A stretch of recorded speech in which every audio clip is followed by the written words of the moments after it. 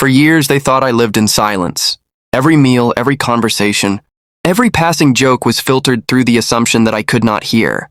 My family spoke freely, unguarded, believing their words evaporated into the air before reaching me. But the night I recovered my hearing, I discovered more than I ever wanted to know. We were gathered at the table, the familiar clatter of silverware, the faint hiss of the stove still echoing in the kitchen.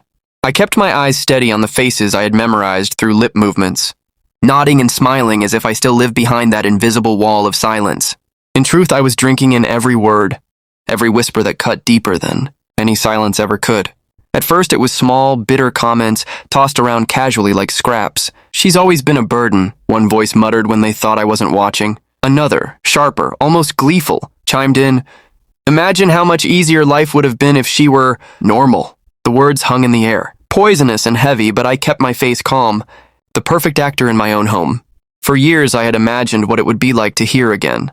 Laughter, music, the sound of rain on the window. I thought it would be joy. I thought it would be love. But what welcomed me back was cruelty spoken in hushed tones, a language they believed was hidden from me. I sat still, pretending to decode their lips, while my ears caught truths they had buried in plain sight. They spoke of decisions made without me, of sacrifices exaggerated, of resentment carried quietly but spoken boldly in my supposed silence. Each word was a dagger, sharper because it was real, because I was never meant to hear it.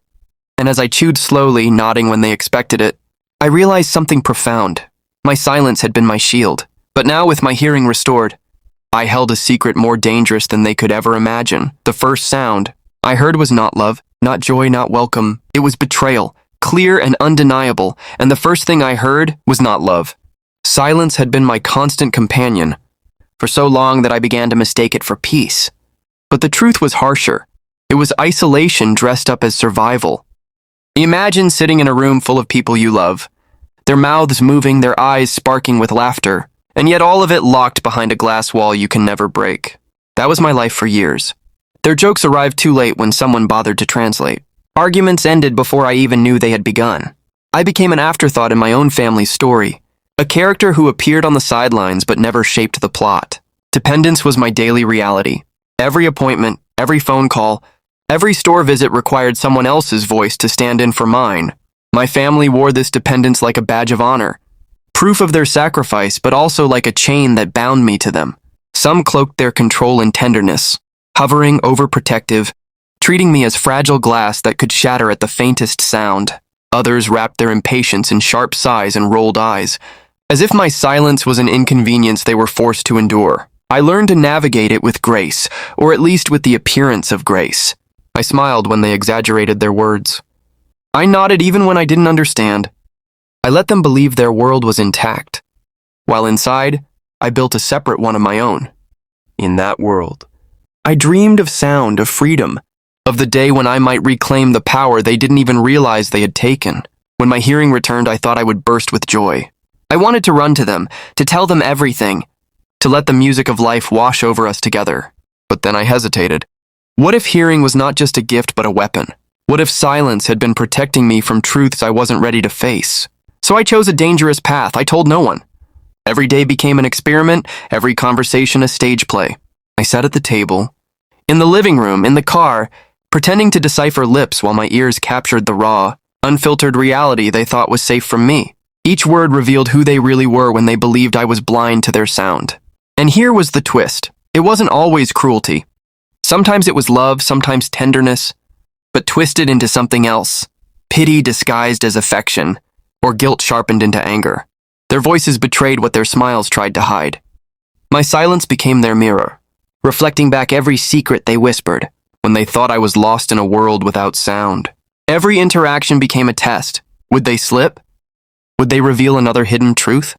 Would their voices confirm the suspicion that my silence had been easier for them than my return to sound could ever be? Each moment was charged with danger, because the longer I stayed quiet about my hearing, the more power I held, and the more vulnerable I became to the weight of what I was learning.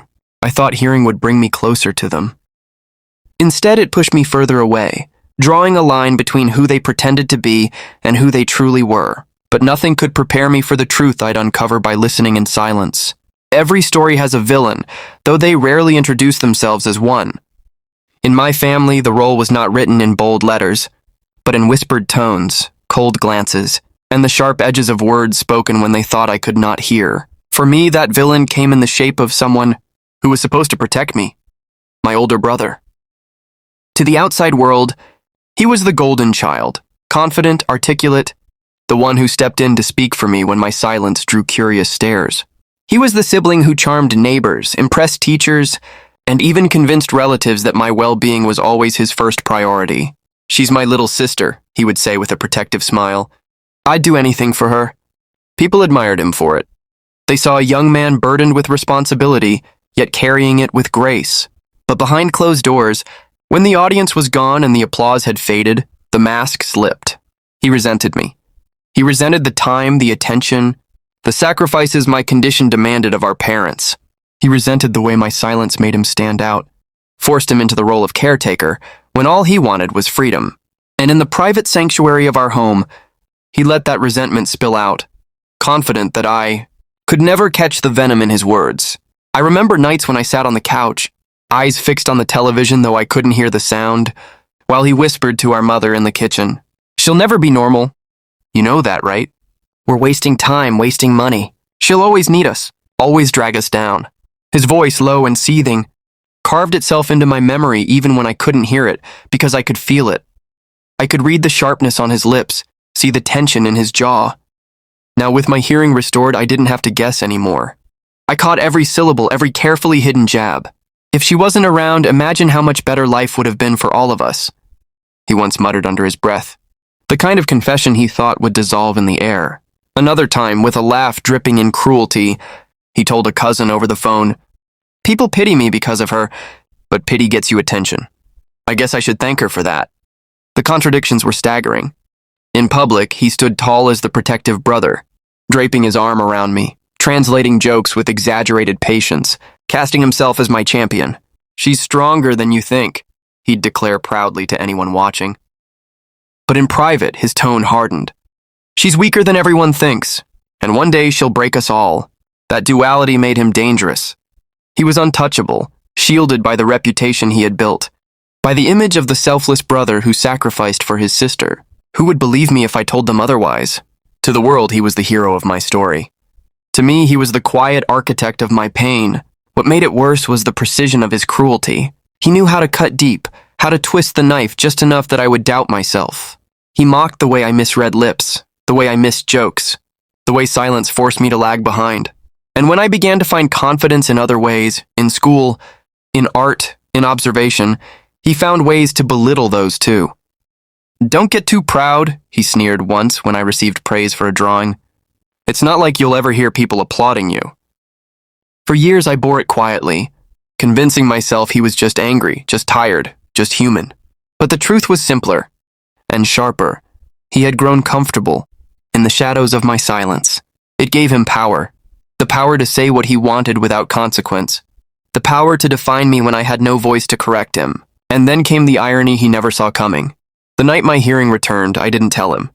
I let him keep speaking, let him reveal himself without restraint. Every insult became a weapon I stored quietly, every cruel aside a reminder of the mask he wore in public. The arrogance that made him untouchable also made him careless. He believed the silence was permanent. He believed I would never hear him plotting, never catch the disdain dripping from his voice, never learn the truth he kept buried beneath his smile. But I did. I heard it all. And with each word, each betrayal, I felt the balance shift. The untouchable brother, the golden child, was building his own downfall brick by brick, and he didn't even know it. He thought silence made me powerless. He never imagined that silence could also make me patient. And patience, I was learning, was the sharpest form of revenge. Silence was not just a condition, it became the landscape of my life. From the moment the world went quiet, I had to learn to survive in it, to breathe in a place where laughter had no sound, where arguments had no volume, where even my own name existed only as a movement on someone's lips. I remember being young and waiting at the window for the sound of my mother's voice, calling me in for dinner, but no voice ever came. Instead, I had to learn to watch the flick of her hand, the urgency in her expression, the shadows falling across the yard. The sounds never reached me, but the world spoke in other ways, through light, through movement, through silence itself. Over time, I adapted. My silence became a training ground, I learned to read lips with a precision that made some people uneasy. A twitch of the mouth, a half-hidden smirk, even a pause in breathing, these became my cues. Where others relied on noise, I relied on sight. I learned to track patterns, to observe, to know what was being said even when no one thought I understood. My disability carved me into an observer, someone who could spot the smallest crack in a lie, the faintest flicker of fear in someone's eyes. But resilience has a cost. Behind every sharp skill was the ache of exclusion. At school, classmates tried at first to include me, but their patience waned. Jokes passed me by, secrets whispered behind hands never reached me. Teachers spoke too quickly. Their faces turned toward chalkboards, and I was left piecing together fragments. I became invisible not because I wanted to be, but because it was easier for them than slowing down to meet me where I stood. At home, my parents carried guilt heavy as stone. My mother fussed over me endlessly. Every meal a small ceremony of care, every step outside shadowed by her watchful eyes. My father, quieter, withdrew into work, his silence deeper than mine, carrying the weight of a man who wanted to fix something he couldn't. And my brother, well, his resentment grew in that silence, sharpening with every year. Yet despite it all, I endured. I built a life in fragments, stitching meaning from half-glances and patient smiles. I discovered art, the one place where silence didn't matter, where colors spoke louder than voices. I learned to write, to put into words the things I couldn't say aloud, the worlds I imagined but never heard. My silence became my forge, shaping me into someone strong enough to stand, even if I had to stand alone. And then, after years of living in that quiet exile, came the miracle. I remember sitting in the sterile, white room, the faint antiseptic smell clinging to the air. Doctors had warned me not to expect too much. It may work, it may not, they said gently.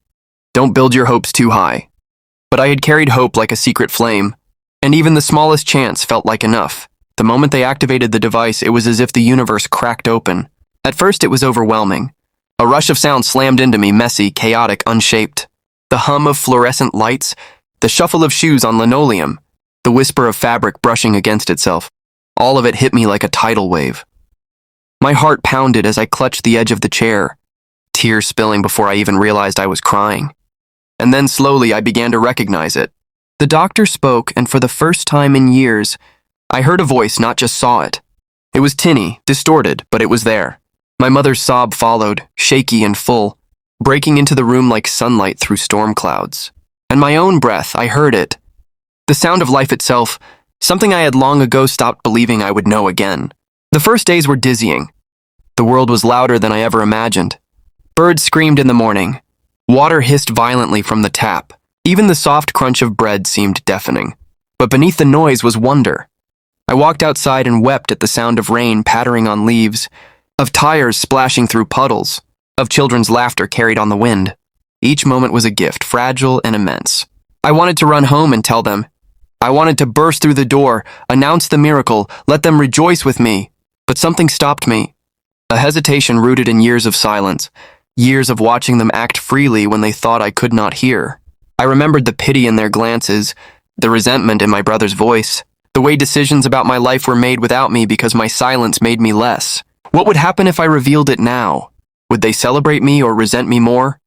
Would they embrace me or expose truths I was not ready to face? So I made a choice.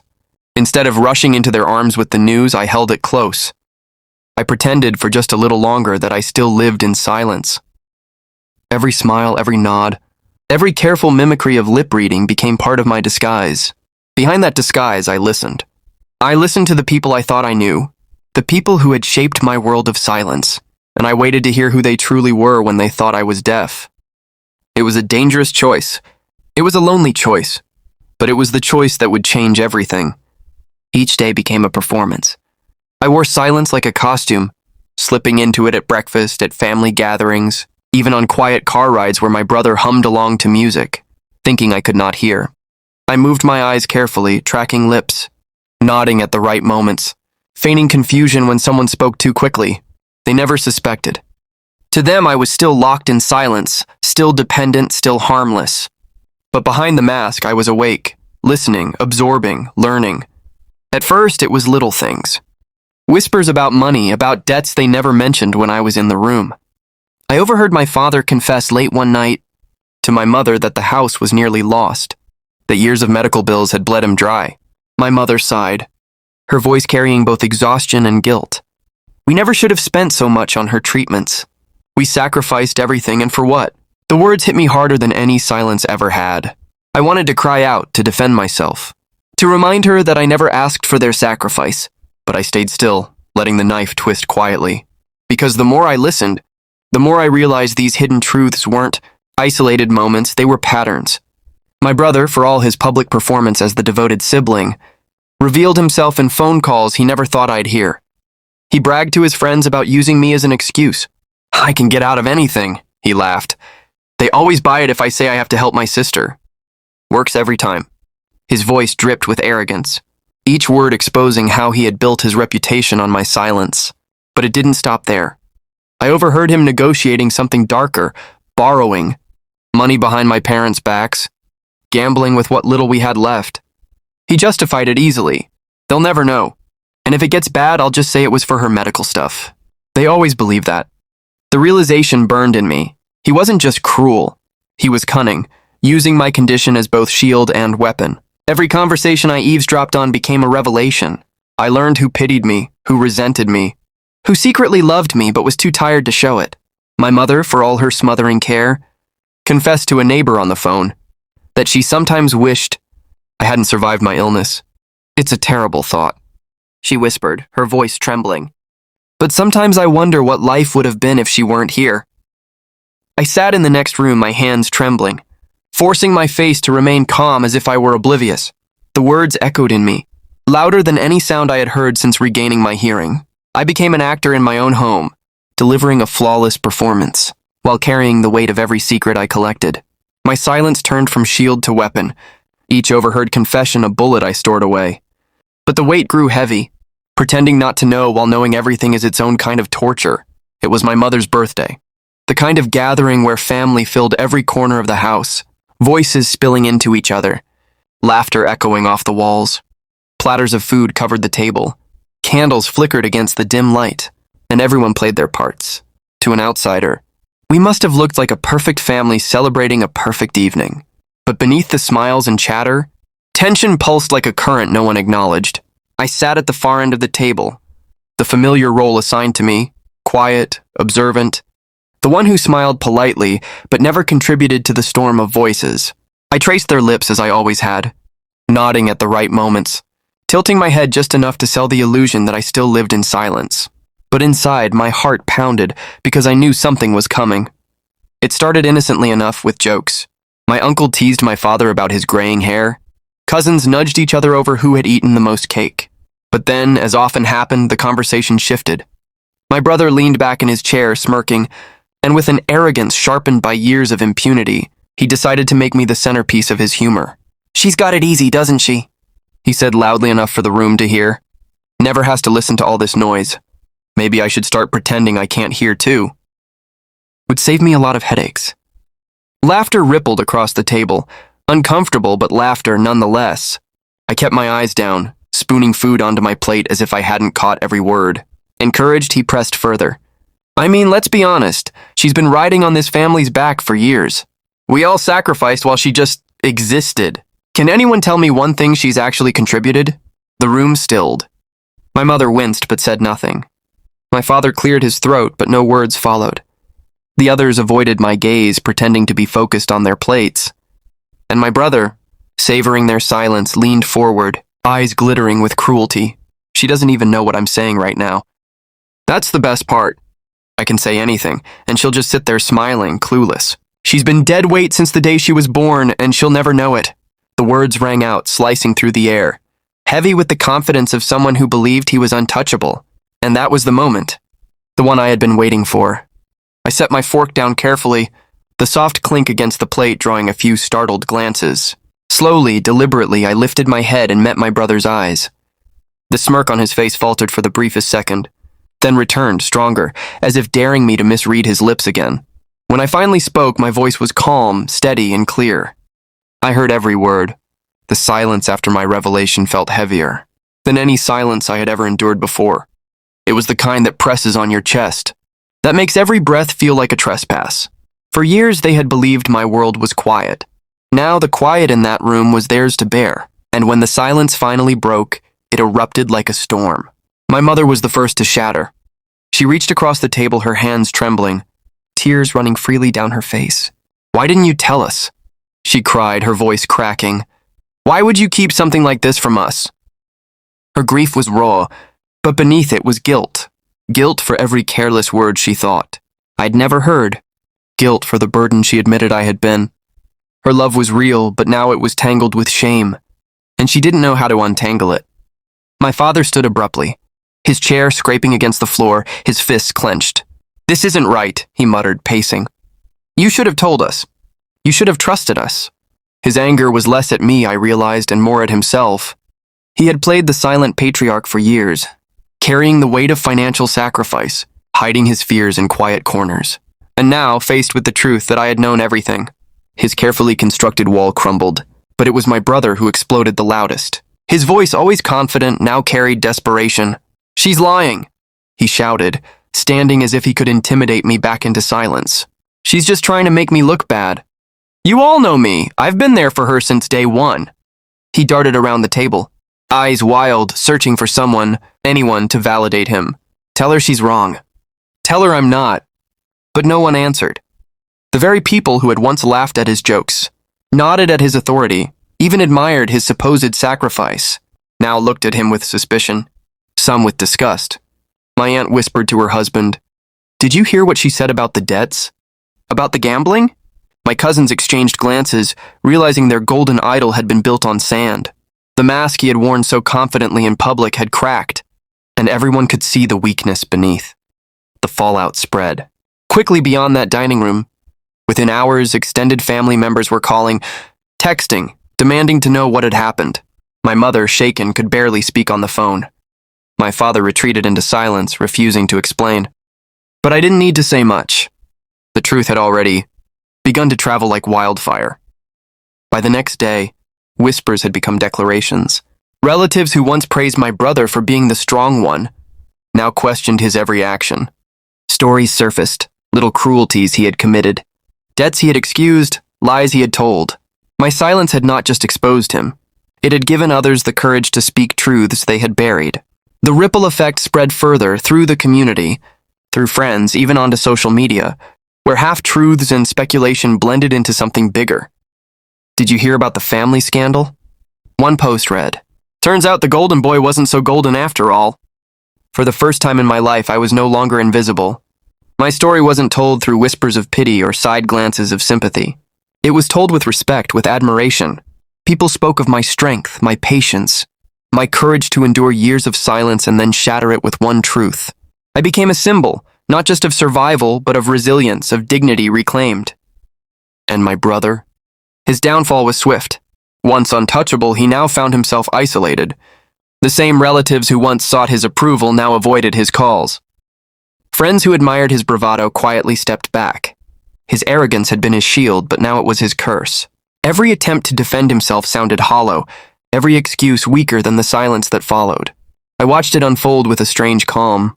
I had imagined this moment so many times, the day his cruelty would be exposed, the day his smug confidence would shatter. And yet, when it finally happened, I felt something unexpected. Not triumph, not gloating, but a deep, aching clarity. Because the truth was, my revenge wasn't about his shame. His humiliation was only a byproduct, not the purpose. What mattered wasn't tearing him down, it was reclaiming myself.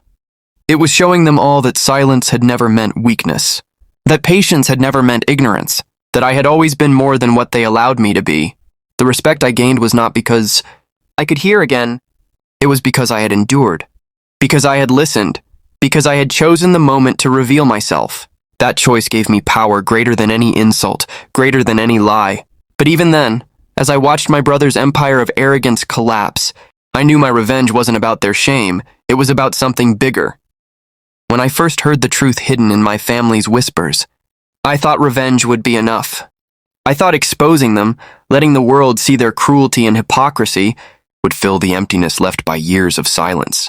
And for a moment it did. Watching their faces crumble when I finally spoke, hearing the panic in my brother's voice, seeing the shame in my mother's tears, it felt like justice. But justice born from humiliation is fleeting. It doesn't heal.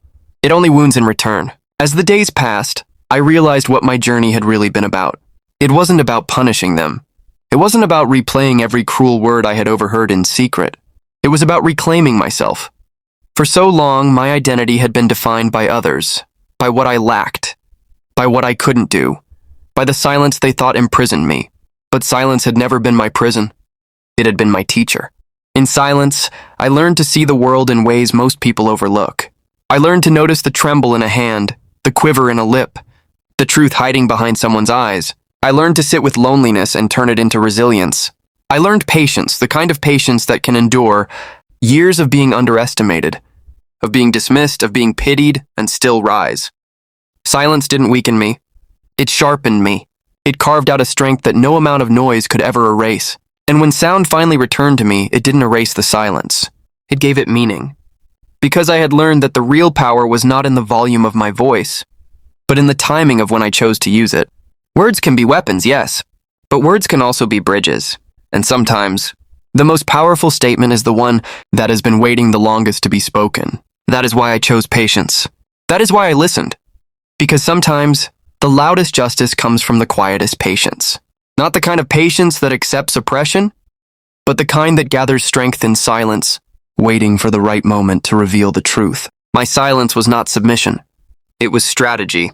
And when the moment came, my words carried the weight of every unspoken year. To those who pitied me, I proved I was more than their sorrow.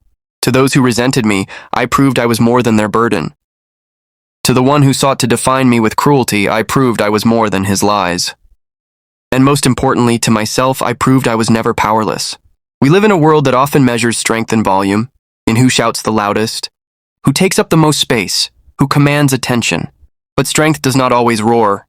Sometimes strength sits quietly, observing, enduring, waiting. And when it finally chooses to rise, it cannot be ignored. I share this not just as my story, but as a truth I hope others can carry. Whether you are silenced by circumstance, by prejudice, by fear, or by the weight of others' expectations, you are not powerless. Silence does not mean invisibility. Patience does not mean weakness. Dignity, truth, and self-worth are forged in the quiet spaces. And when you finally decide to step into the light, the world cannot look away. I thought my hearing would be the miracle, but the real miracle was realizing that I had always had a voice, even in silence. I just had to choose the right moment to use it.